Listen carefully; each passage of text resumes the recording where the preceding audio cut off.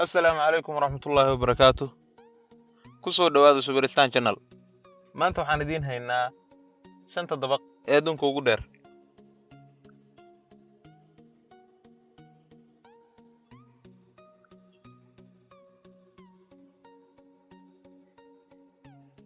Dabaqa shanaad waxaa la dhahaa Lotte World Tower.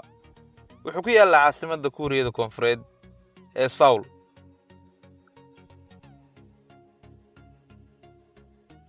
dabaqan dhererkiisu waxa weeye 554 mitir. waana 123 dabaq. dabaqan waxaa la sameeyay 2016.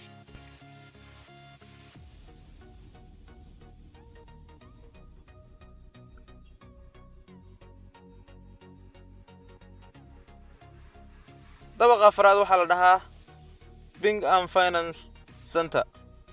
wuxuu ku yaalaa magaalada Shenzhen ee dalka Shiinaha. dabaqan dhererkiisu waa 599 mitir. waa 115 dabaq.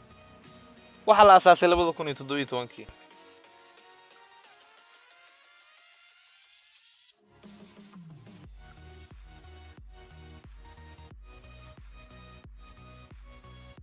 dabaqa saddexaad waxa weeye Abraj Al Bayt Clock Tower.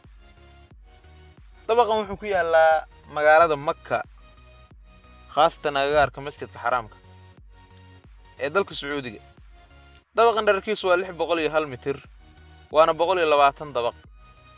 dabaqan waxaa la aasaasay 2012.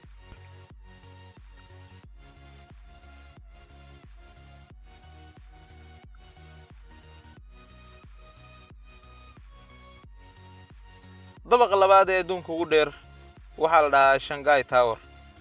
wuxuu ku yaalaa magaalada Shanghai ee Shiinaha. dabaqan dhererkiisu waxa weeye 632 mitir. waana 128 dabaq. dabaqan waxaa la sameeyay 2015.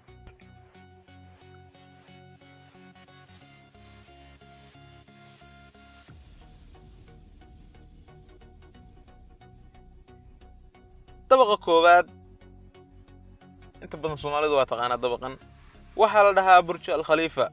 wuxuu ku yaalaa magaalada Dubai ee dalka Imaaraadka. dabaqan dhererkiisu waa 828 mitir. waana 163 dabaq. dabaqan waxaa la aasaasay 2010. bal hoos ku soo qor dabaqyada Soomaaliya ugu dheer hadaa garanaysid. like na saar kanaalkana subscribe garee. waa mahadsantihiin.